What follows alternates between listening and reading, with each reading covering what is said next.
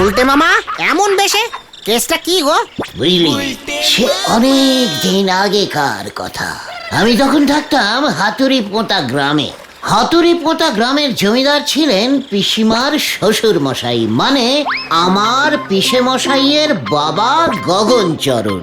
জমিদার গগনচরণ আমাকে দেখলেই খচে যেত, সময় পেলেই আমাকে দিয়ে হাত পা টেপাতো।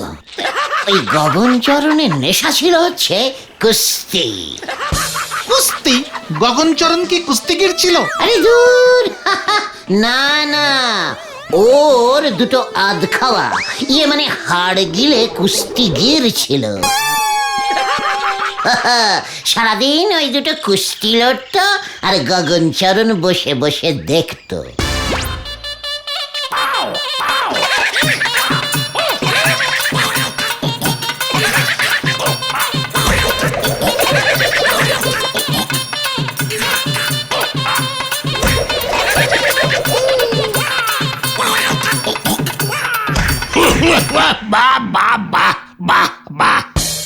বাপ, এবার ছেড়ে দেন, আর পারছি না। সকাল থেকে শুধু 10-12টা ছোলা খেয়ে আছি, সঙ্গে গুড়ও জোটেনি। দুধ দেন না, বাদাম নেই, গায়ে জোর আসবে কেমন করে? দুপুরে তো দেবেন 3টে করে বাসি রুটি।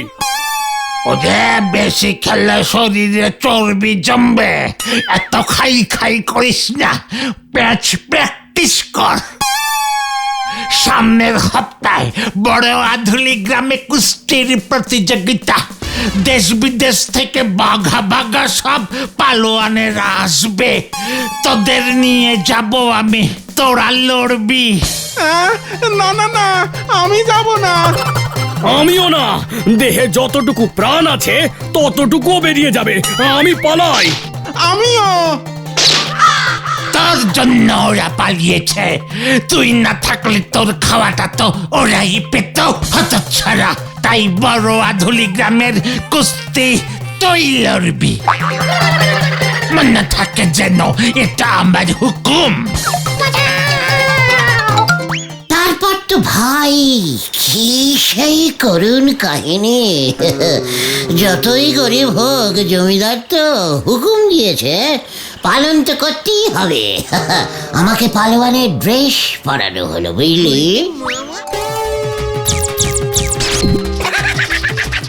ওদিকে পিসিমা তো কেঁদে ভাসাচ্ছে।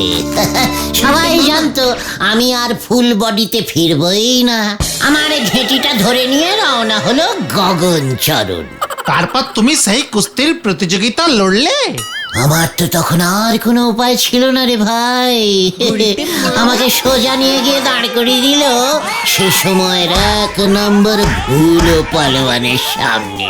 ওরে বাবা, আমার সে কি কেলটাবুলাস অবস্থা তখন।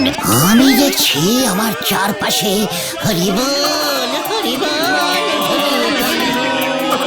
আমার সম্বিত ফিরল যখন লড়াইয়ের ঘন্টা পড়ল।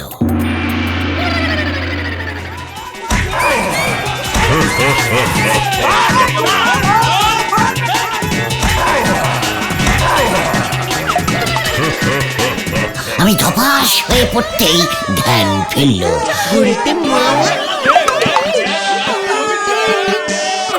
ভুলো পালোয়ান তখন গদার মতো হাত দুটো তুলে আমাকে ধরতে চেষ্টা করছে।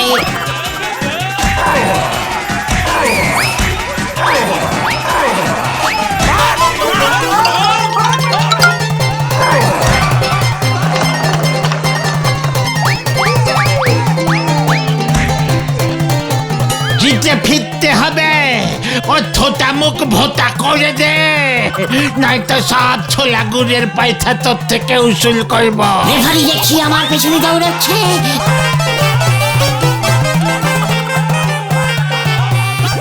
আমিও বললাম অব্বুলিশ আর খেলবো না।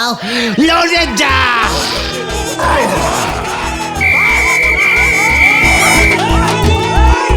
দেখলাম খেলতেই হবে, না মানে মরতেই হবে। আর মরতে যখন হবে তখন এভাবে কিছুতেই দাঁড়িয়ে দাঁড়িয়ে ওই ভুলোর হাতে মরবো না।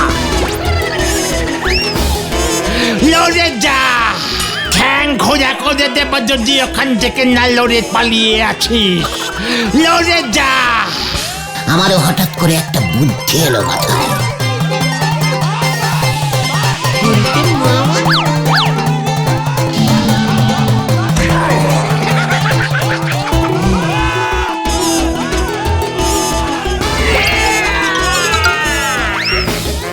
ভুলোর অবস্থা তখন যা হয়েছিল না, একেবারে ছেড়ে দেওয়াকে দেওয়াছি অবস্থা।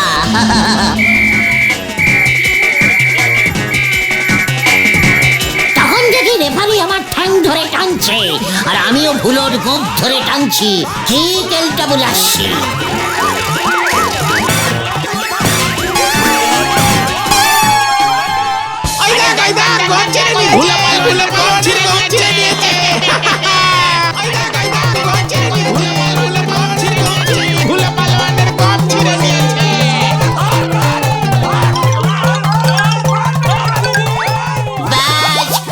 আমি লড়াই জিতে গেলাম। জয় গুরু গুলটে মামা। লড়াইয়ে জিতে কি প্রাইজ পেলে? হাতি। হ্যাঁ? ওই হাতি জেতার পর তো সবাই আমাকে হাতি জেতা পালোয়ান বলে ডাকতো। জমিদার গগনচরণ বাড়িতেই একটা পালোয়ান পেয়ে বেজায় খুশি ছিল। তাই মারবার আগে গগনচরণের মাথার পাগড়িটা আর ওর নকল গোঁপটা আমাকে উপহার দিয়ে গিয়েছিল, বুঝলি? নকল গোঁপ? হ্যাঁ রে ভাইটু, জমিদার গগনচরণের জীবনে একটা আফসোস ছিল। জমিদার হয়েও ওর গোঁপ উঠত না। আবার পাকানো গোঁপ না থাকলে জমিদারও মানাবে না। তাই শহর থেকে এই এই এই গোঁপটা, বুঝলি, কিনে এনে সব সময় পরে থাকতো। শুধুমাত্র ঘুমানোর সময় চশমা আর গোঁপটা খুলে রাখতো। আর সেই গোপ আর পাগড়ি তুমি এখন পড়লে কেন গো গুলটে মামা? আজ সকালে পিসিমার পুরনো ট্রাঙ্কটা খুলেছিলাম, বুঝলি।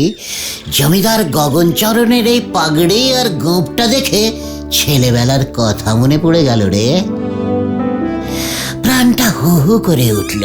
মনে পড়ে গেল আমি তো সেই হাতি জেতা পালোয়ান। জয় গুলটে মামা। এই গলদপুরের সবার জানা উচিত, বর্তমানে বিখ্যাত আড্ডা মাচাও আন্দোলনের নেতা এই গুলটে চরণ গুহ এককালে ছিল জদরেল হাতি জেতা পালোয়ান। ঠিক ঠিক ঠিক। কিন্তু আমরা সেটা সবাইকে কিভাবে জানাবো গুলটে মামা? আরে দূর, সেটা না ভেবে কি আর বাড়ি থেকে বেরিয়েছি রে? জানি তো তোরা সবকটাই গলদপুরের এক একটা জাম্বো সাইজের বলদ। মন দিয়ে শোন।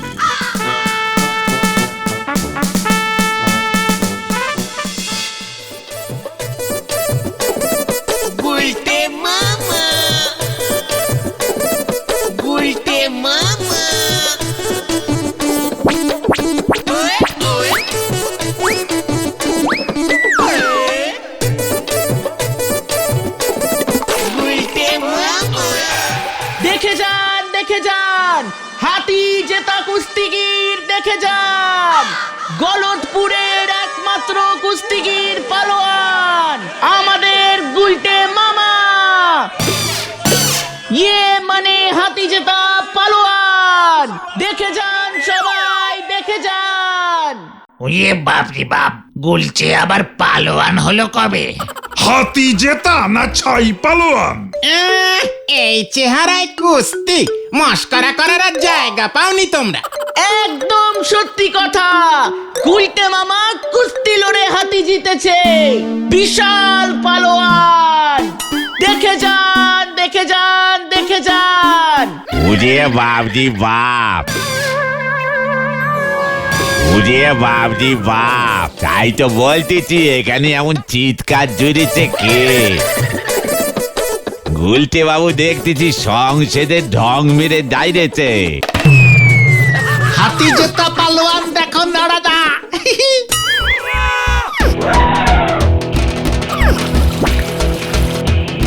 এক কাপ চা খাও দেখি পালোয়ান গুলটে বাবু। রোদের মধ্যে দাঁড়িয়ে আছো, চা খেলে মনে বল পাবে। আমার সারা শরীরে এখন বল রে।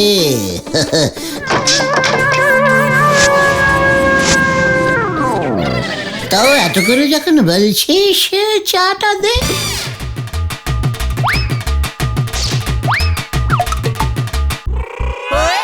আসুন আসুন, বিনা পয়সায় পালোয়ান দেখুন। এ পালোয়ান দেখবো, চল চল চল পালোয়ান দেখবো।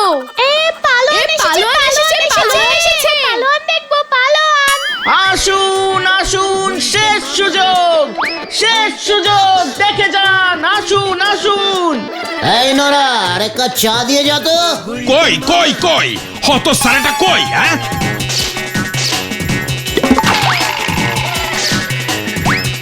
উজবুক আবার স্কুলের মাঠে পড়াশোনা বন্ধ করবার মতলব করেছে। আমি এক্ষুনি বলহরি দারোগাকে খবর দেব। এ কি কেস গন্ডগোল মনে হচ্ছে। ইয়ে, হাতি জেতা গুলটে মামা। গুলটে মামা পালা। চল রে ভাই, অন্য জায়গায় যাই। এই খাও, হাম। বোঝো ঠেলা। এই উজবুক, পালাবি কোথায়? আমি থানায় তোর নামে নালিশ জানাবো রে হতচ্ছাড়া। মানে কথা একই বলছো হে হরিবল? ওই গুলটে হতচ্ছাড়া পালোয়ান হয়েছে, তাও একেবারে কুস্তি লড়া পালোয়ান। কি কাণ্ড! তাহলে আর বলছি কি? মানে কথা এতে তোমার আবার কাণ্ড কি হলো হরিবল? আগে বলো হরি। ওই একই হলো। এ সব কি বলছেন? স্কুলের হেড স্যার নটু বাবু ওই গুলটের নামে নালিশ করেছে, ওকে ধরতে হবে। কিন্তু কোন আইনে ধরবো সেটা তো বুঝতে পারছি না গোবিন্দ বাবু। এই শোনো হে হরিবল, পালোয়ানের কথা শুনে আমার মাথায় মানে কথা একটা মতলব এসেছে। দেখি তোমার জন্য আমি কি করতে পারি। গুলটে পালোয়ানকে এবার মনে হচ্ছে আমার কাজে লাগবে। রাখলাম হরিবল। আগে বলো হরি। কি কাণ্ড! হেড স্যার নটুবাবু যে সত্যি সত্যি আমার নামে থানায় নালিশ করে দেবে সেটা তো বুঝতে পারিনি রে। স্কুলের ক্লাসের সময় নাকি তুমি নষ্ট করেছো। ওই দিন নাকি অঙ্ক পরীক্ষা চলছিল, ছেলেরা নাকি পরীক্ষা না দিয়ে তোমাকে দেখতে ছুটে এসেছিল। কে বলেছিল এই ঘটনাটাকে এত চিৎকার করতে? চাপ বাবা। গুলটে মামা, ও গুলটে মামা, এক্ষুনি চলো, এক্ষুনি চলো, ঝোলা গোবিন্দ তোমাকে ডেকেছে। হোয়াট? গোবিন্দ গুছাই আমাকে কল দিয়েছে? হ্যাঁ, বাবাকে দিয়ে বলে পাঠিয়েছে। বাবা আমাকে বলল এক্ষুনি আমি যেন তোমাকে বলি। একদিকে নটুবাবু, অন্যদিকে ঝোলা গোবিন্দ, আরেকদিকে বলো হরি দারোগা। সবাই একসঙ্গে। আমার পালোয়ান হওয়াটা ওদের সহ্য হচ্ছে না রে। তাহলে কি তুমি যাবে না? আলেবাত যাবো, আলেবাত যাবো। ঝোলা গোবিন্দের সঙ্গে বলহরি দারোগার যা ইন্টু মিন্টু সম্পর্ক, কখন আবার কি কমপ্লেন করে দেবে কে জানে। তার থেকে বরং চল শত্রুর সঙ্গে মুখোমুখি সাক্ষাৎ করে আসি। চলো। উল্টে মামা।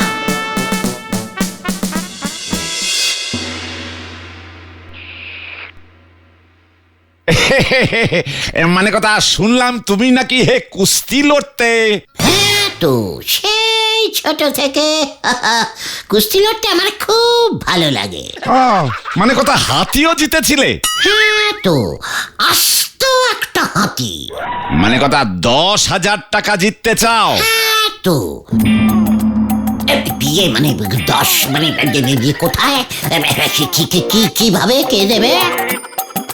মানে কথা আমি দেব। ইয়ে মানে আপনি মানে 10,000 দেবেন? কেন, আমি কি করেছি? না না না না, এখনো করনি। মানে কথা তবে করতে হবে একটি কাজ। কি কাজ? আমার এক খরিদ্দার আছে, মানে কথা তার নাম গজেন্দ্র তালুকপতি, পচাপুটি গ্রামে থাকে। মানে কথা 20,000 টাকার গুড় নিয়েছিল, সেই টাকা আর দেয়নি। আজ প্রায় মানে কথা 40 বছর হতে চললো। গজেন্দ্র গুড় যখন কিনেছিল তখন ও ছিল 30 বছরের পালোয়ান, এখন প্রায় মানে কথা 70 হবে।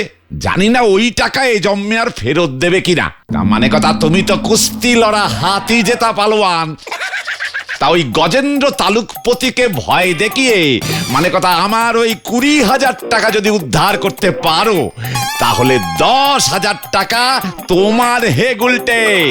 মানে কথা ভেবে দেখো কি করবে। ভাবা হয়ে গেছে। আমি আজই বেরিয়ে পড়ছি ওই পচাপুটি গ্রামের গজেন্দ্র তালুকপতির বাড়ি।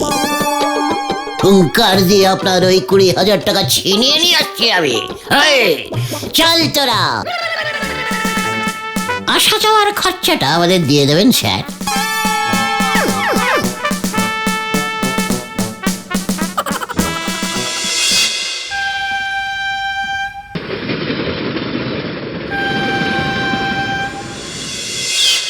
গুলটে মামা।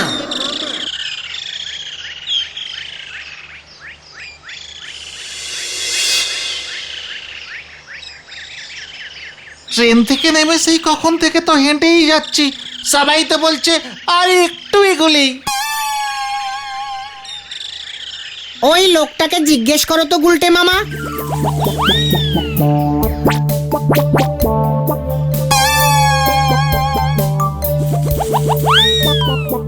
এই যে শুনছেন?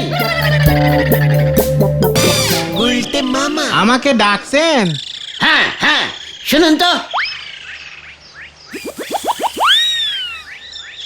এখানে গজেন্দ্র তালুকপতির বাড়িটা কোন দিকে পড়বে বলবেন? একেবারে ঠিক ঠিক বলবেন কিন্তু, নয়তো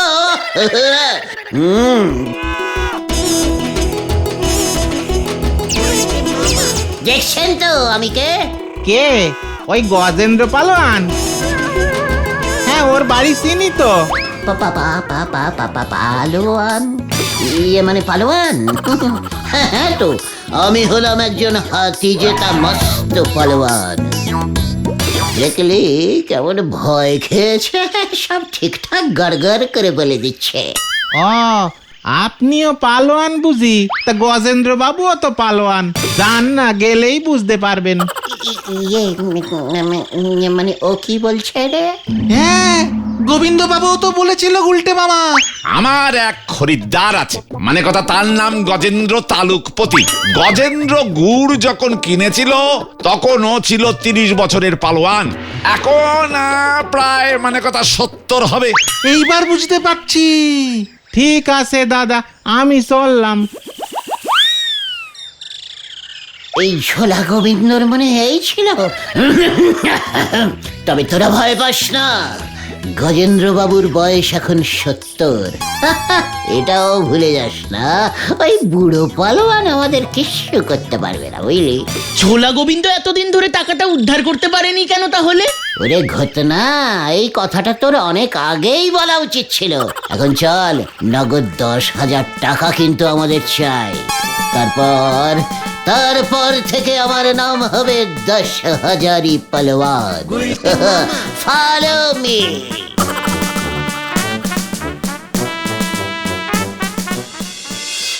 কি এত বড় সাহস ওই গোবিন্দর?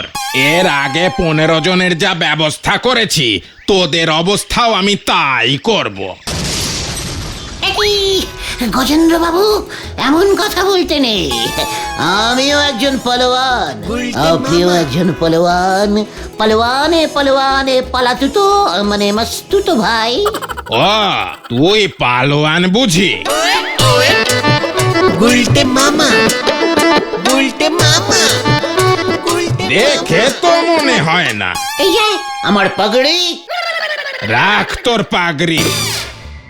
পালোয়ান ছিলাম আমি, রোজ 1 কেজি গুড় দিয়ে 5 কেজি ছোলা খেতাম। সেই গুড় কিনেছিলাম গোবিন্দ বাবুর কাছ থেকে। ওই গুড়ে ভেজাল ছিল, খেয়ে আমার এমন পেট ছুটেছিল যে দুটো লড়াই আমি হেরে গেছিলাম। এইবার বুঝেছি আপনি কেন ওই ঝোলা মানে গোবিন্দবাবুকে টাকাটা ফেরত দেননি। আপনার তো অনেক বয়স হয়েছে স্যার, বলছিলাম টাকাটা ফেরত দিয়ে দিন না। ধার রেখে উপরে গেলে পুরো পালোয়ান কুলের মুখ পুড়বে স্যার। কথাটা আমিও যে ভাবিনি তা নয়। বেশ, তুই যখন নিজে একজন পালোয়ান হয়ে আমার কাছে এসেছিস, তবে আমার সঙ্গে লড়ে টাকাটা নিয়ে দেখা। কুস্তিতে জিতলে টাকা তোর। কি রাজি? মানে ঠিক আছে, রাজি। তবে চল।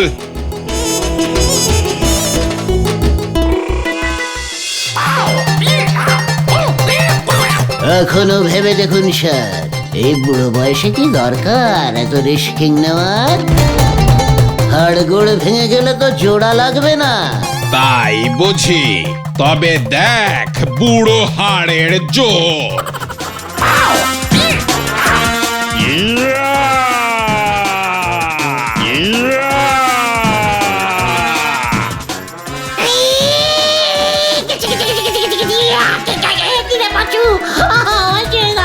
আমি বাড়ি যাবো, আমি বাড়ি যাবো। তাই বুঝি?